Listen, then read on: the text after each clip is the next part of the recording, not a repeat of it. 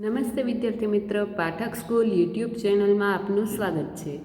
આજે આપણે ધોરણ 3માં વિષય હિન્દીમાં પાઠ 20 સમજવાનો છે। પાઠ 20નું નામ છે મોર। મોર તો તમે બધાએ જોયો જ હશે, એટલે આ મોર વિશેનો પાઠ છે જે આપણે સમજવાનો છે। પણ એ અગાઉ દર વખતની જેમ આપણે જે પાઠ સમજીએ એ પહેલાં જે પાઠ સમજ્યા હોય એનું રિવિઝન પણ કરવાનું છે। તો આપણે પહેલાં 19મા પાઠનું રિવિઝન કરીએ।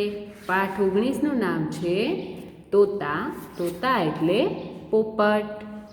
હરે રંગ કા તોતા હું, લીલા રંગનો પોપટ છું। પહાડો પર મેં રહેતા હું, પહાડો પર હું રહું છું। सारे फल में खाता हूँ, બધા ફળ હું ખાઉં છું। કિસી કે હાથ ન આતા હું, કોઈના પણ હાથમાં હું આવતો નથી। હરે રંગ કા તોતા હું, લીલા રંગનો પોપટ છું। ચિડિયા ઘર મેં રહેતા હું, પક્ષી ઘરમાં હું રહું છું। डाली पर मैं झूल झूल कर, डाली पर झूली झूलीने सबका मन बहलाता हूँ, બધાના મનને ફોસલાવું છું। આપણે પોપટ વિશે સમજ્યા। હવે એનું સ્વાધ્યાય જોઈ લઈએ। સ્વાધ્યાયમાં પ્રશ્ન 1 છે, સહી ઉત્તર પર સહી કા નિશાન લગાઓ। સાચા જવાબ પર ખરાનું નિશાન કરો। અહીંયા તમને પ્રશ્ન આપેલા છે, સામે 3 ઓપ્શન આપેલા છે। તમારે એમાં જે સાચો ઓપ્શન હોય એની બાજુમાં જે બોક્સ છે એમાં તમારે ખરાનું નિશાન કરવાનું છે। તોતા કેસા હૈ, હરા લાલ રંગબિરંગા। તો અહીંયા હરા આવે એટલા માટે અહીંયા ખરાનું નિશાન કરેલું છે। તોતા ક્યા ખાતા હૈ, ફલ ચાવલ સબ્જી। તો અહીંયા ફલ આવે એટલે એની સામે ખરાનું નિશાન કરેલું છે। તોતા કहाँ ઝૂલતા હૈ, પેડ પર ડાલી પર ઝૂલે પર। તો અહીંયા ડાલી પર જવાબ આવશે। પંક્તિયા પૂર્ણ કરો, પંક્તિઓ પૂરી કરો। અહીંયા તમને ઉપરમાં પાઠમાંથી જે પંક્તિઓ આપેલી છે તે તમારે ખાલી જગ્યામાં જે શબ્દ નથી એ તમારે ખાલી જગ્યામાં એ શબ્દ ભરીને પંક્તિઓ પૂર્ણ કરવાની છે।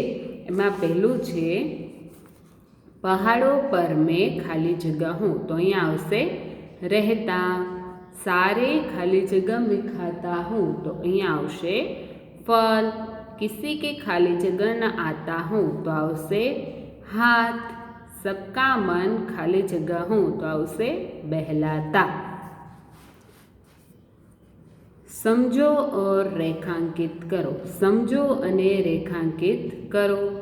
तो अहींया तमारे जे वर्ण आपेलो छे ते तमारे सामे 3 शब्दों आपेला छे। शब्दोमांथी जे वर्ण सामे आपेलो छे होय एना नीचे तमारे લીટી કરવાની છે। તો પહેલો વર્ણ છે પ। તો અહીંયા પહાડ શબ્દ છે તો પ નીચે લીટી કરવાની છે। ત્યારબાદ પતંગ, તો પ નીચે લીટી। પર, તો પ નીચે લીટી। જે અહીંયા ધારો કે લ વર્ણ આપેલો છે તો અહીંયા ઝૂલના શબ્દ છે તો લ જ્યાં હોય એના નીચે તમારે લીટી કરવાની છે। टहलनामा ल नीचे લીટી છે, ફલમાં લ નીચે લીટી। ત્યારબાદ છે ક। તો કમાં કમલમાં ક નીચે લીટી, નમકમાં ક નીચે લીટી, કલમાં ક નીચે લીટી। ત્યારબાદ છે ભ। તો ભજનમાં ભ નીચે લીટી, ભરનામાં ભ નીચે લીટી અને નભમાં ભ નીચે લીટી। તો આ હતો પાઠ 19 જે આપણે સમજ્યા। અને મેં તમને હોમવર્કમાં એનું સ્વાધ્યાય જે મેં પૂરું કરાવ્યું એ તમને લખવાનું આપ્યું હતું। આ પ્રવેશિકામાં તમારે એને પૂરવાનું હતું, જે તમે બધાએ કર્યું જ હશે। અને જો ના કર્યું હોય તો આ સ્વાધ્યાય છે એ કરી લેજો, જેથી તમારે પરીક્ષામાં સાથે જ રહ્યો પ્રવેશિકામાં કંઈ પણ પેન્ડિંગ ના રહે। એટલા માટે જે હું હોમવર્ક આપું તે તમારે સાથે સાથે કરતું જવું। હવે જોઈએ પાઠ 20। પાઠ 20નું નામ છે મોર। હવે આજે આપણે મોર વિશે સમજવાનું છે। મોર છે તમે બધાએ જોયો જ હશે। મોર કઈ રીતે નાચે છે, વરસાદમાં નાચે છે, કેવો દેખાય છે, ક્યાં રહે છે, તમને બધાને ખબર હશે જ, પણ તો પણ અહીંયા પાઠમાં જે છે તમને વિસ્તૃત જાણકારી મોર વિશેના પાઠ વિશેની આપેલી છે. તે કઈ રીતે બોલે છે, કઈ રીતે કળા કરે છે, કઈ રીતે નાચે છે, કેવા એની પાંખો હોય છે, બધું આ પાઠમાં આપેલું છે, જે આપણે સમજીએ. मोर भारत का राष्ट्रीय पक्षी है. मोर भारत का એટલે ભારતનું રાષ્ટ્રીય પક્ષી है એટલે રાષ્ટ્રીય પક્ષી છે. मोर सबसे सुंदर पक्षी है. मोर सबसे એટલે સૌથી, સુંદર એટલે સુંદર, પક્ષી है પક્ષી છે. मोर के पंख रंग बेरंगी होते हैं. मोर के એટલે મોરની, પંખ એટલે પાંખો, રંગબેરંગી એટલે રંગબેરંગી, હોતે હે હોય છે. मोर के सिर पर कलगी होती है. मोर के એટલે મોરના, सिर पर એટલે માથા પર, कलगी होती है कलगी હોય છે. मोर बादलों को देखकर खुश होता है. मोर એટલે મોર, બાદલો કો દેખકર એટલે વાદળોને જોઈને, ખુશ હોતા હૈ એટલે ખુશ થાય છે. મોર ખુશ હોને પર નાચતા હૈ. મોર એટલે મોર, ખુશ હોને પર એટલે ખુશ થાય છે, નાચતા હૈ ત્યારે નાચે છે. मोर पंख फैलाकर कला दिखाता है. मोर पंख એટલે પાંખો, ફેલાકર એટલે ફેલાવીને, કલા દિખાતા હૈ એટલે કળા કરે છે. मोर पीहू पीहू आवाज़ करता है. मोर पीहू पीहू आवाज़ करता है એટલે અવાજ કરે છે. मोर सब लोगों को प्रिय लगता है. मोर सब लोगों को એટલે બધા લોકોને, પ્રિય लगता है એટલે પ્રિય લાગે છે. मोर का शरीर भारी होता है. मोर का मोर એટલે મોર, કા એટલે નું, શરીર એટલે શરીર, ભારી હોતા હૈ એટલે ભારે હોય છે. મોરનું શરીર ભારે હોય છે. मोर बहुत ऊंचे तक उड़ नहीं सकता. मोर बहुत ऊंचे तक બહુ જ ઊંચાઈ સુધી, ખૂબ ઊંચાઈ સુધી, ઉડ નહીં શકતા એટલે ઉડી શકતો નથી. મોર છે ઊંચી ઊંચાઈ સુધી ઉડી શકતો નથી. જો સમજી લઈએ પાઠ. મોર ભારત કા રાષ્ટ્રીય પક્ષી હે. અહીંયા આપણે ભાષાંતર લખતા જઈએ, જેમ આપણે લખીએ છીએ એ સમાતું નથી, એટલે એ લખું છું, એ ધ્યાન રાખજો.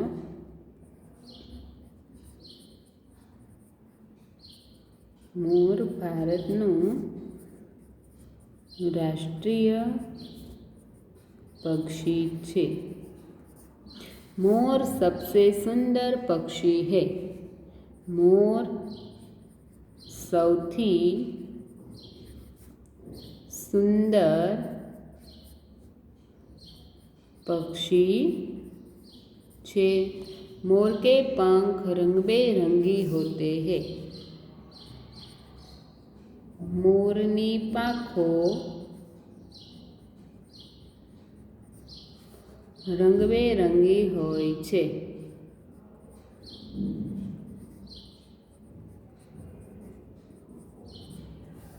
मोर के सिर पर कलगी होती है. મોરના માથા પર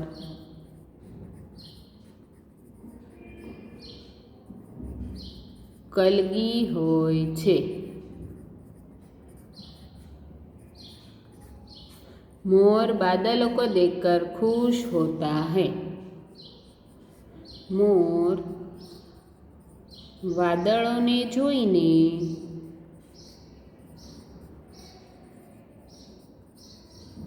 खुश થાય છે. मोर खुश होने पर नाचता है. मोर खुश થાય છે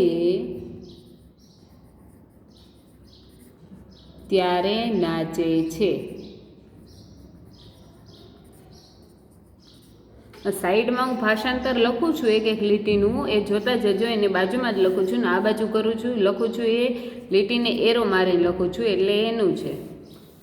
મોર પંખ ફેલાકર કલા દિખાતા હૈ. મોર પાંખો ફેલાવીને કળા કરે છે. मोर पीहू पीहू आवाज़ करता है. मोर पीहू पीहू आवाज़ करे छे. मोर सब लोगों को प्रिय लगता है. मोर बधा लोकोने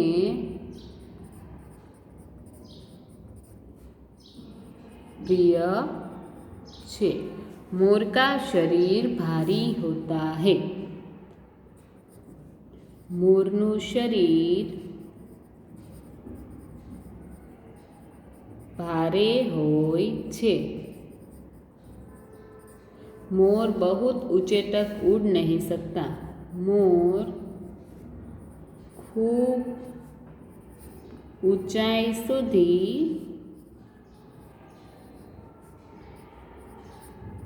उड़ी नहीं शकतो. पाठ समझी लईए. मोर भारतनु राष्ट्रीय पक्षी है. भारतनु राष्ट्रीय पक्षी कोण छे? तो के मोर. मोर सौथी सुंदर पक्षी है. बधा पक्षीओ में मोर छे ए सौथी सुंदर पक्षी छे. मोरनी पाखो रंगबेरंगी होय छे. मोरना पीछा केवा होय छे? कोई पण एक कलरना होता नथी. अलग अलग कलरना रंगबेरंगी होय छे. जेम के एना पीछामां 3 થી 4 कलर होय छे, એટલા માટે તે એના પીછા છે રંગબેરંગી હોય છે અને ખૂબ જ સુંદર હોય છે. मोर के सिर पर कलगी होती है. मोरना माथा पर कलगी होय छे. मोर बादलों को देखकर खुश होता है. मोर જ્યારે વાદળાઓ થાય છે ત્યારે ખુશ થાય છે, કેમ કે એને એ ઋતુ ખૂબ જ પ્રિય છે. એટલા માટે એ વાદળા જ્યારે થાય છે એને જોઈને તે ખૂબ જ ખુશ થાય છે. મોર ખુશ થાય છે ત્યારે નાચે છે. મોર છે જ્યારે ખુશ થાય છે, વાદળાઓને જોવે છે એટલે ખુશ થાય છે અને ખુશીમાં ને ખુશીમાં તે શું કરે છે? નાચે છે. મોર પાંખો ફેલાવીને કળા કરે છે. મોર છે એના પીછાઓ તો સુંદર છે, પણ જ્યારે એ ખુશ થાય છે, નાચે છે, ત્યારે પોતાની પાંખો છે એ ફેલાવે છે. અને પાંખો હોય છે વિશાળ હોય છે એટલે ફેલાવે છે અને એમાં જે પીછા હોય છે એકદમ ફરતા સરસ ગોઠવાઈ જાય છે અને એ ખૂબ જ સરસ લાગે છે. એને શું કહેવાય? કળા કરે છે. મોર જ્યારે એને પાંખો ફેલાવે છે અને એમ કહેવાય છે કે કળા કરે છે. જેમ કે આ ચિત્રમાં બતાવેલું છે. જ્યારે વાદળ થાય છે ત્યારે ખુશ થાય છે અને ખુશ થાય છે ત્યારે નાચે છે અને નાચવા માટે પોતાની પાંખો ફેલાવે છે અને કળા કરે છે. એટલા માટે આવો દેખાય છે ને આ રીતે કળા કરીને તે નાચે છે એટલે તે ખૂબ જ સુંદર લાગે છે. એટલા માટે તો તેને કીધું છે બધા પક્ષીઓમાં જે સુંદર પક્ષી છે એ મોર છે. મોર પીહુ પીહુ અવાજ કરે છે. મોરનો અવાજ કેવો હોય છે? પીહુ પીહુ અવાજ કરે છે. મોર બધા લોકોને પ્રિય લાગે છે. આટલો સુંદર લાગે છે, આવો અવાજ કરે છે, નાચે છે, એટલા માટે તે બધા લોકોને છે પ્રિય લાગે છે. અને મોરનું શરીર ભારે હોય છે. તે આના પીછાના લીધે અને તે વિશાળ એટલે મોટો છે એટલા માટે એનું શરીર છે ભારે હોય છે.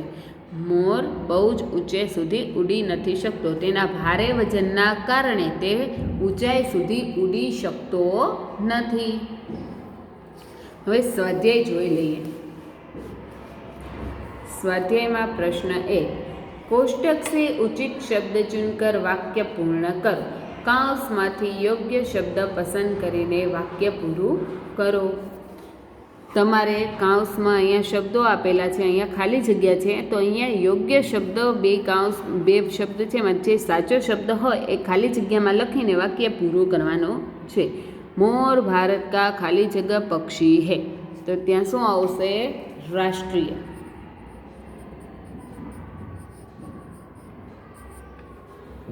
मोर के सिर पर खाली जगह होती है, कलगी पगड़ी, आवશે कलगी.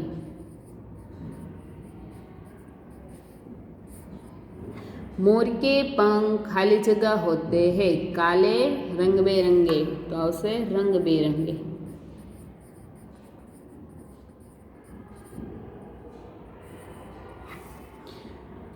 मोर खाली जगह को देखकर खुश होता है, पर्वतों बादलों, बादलों.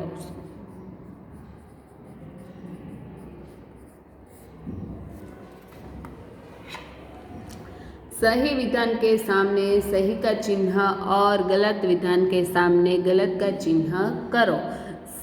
खरा वाक्यनी सामे खरानो चिन्ह અને ખોટા વાક્યની સામે ખોટાનું ચિહ્ન કરો. તમને અહીંયા બોક્સ આપેલું છે, તો આ વાક્ય તમારે વાંચવાના છે. જો સાચું હોય તો ત્યાં સામે તમારે ખરાનું નિશાન કરવાનું છે, જો ખોટું હોય તો ખોટાનું કરવાનું.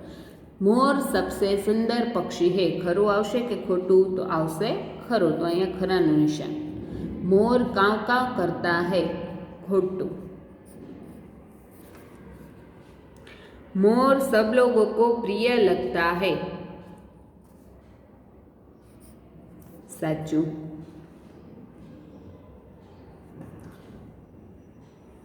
मोर खुश होने पर पीहू पीहू आवाज करता है, ત્યાં આવશે ખોટું, કેમ કે મોર ખુશ હોને પર પીહુ પીહુ અવાજ કરતો નથી, એ નાચે છે.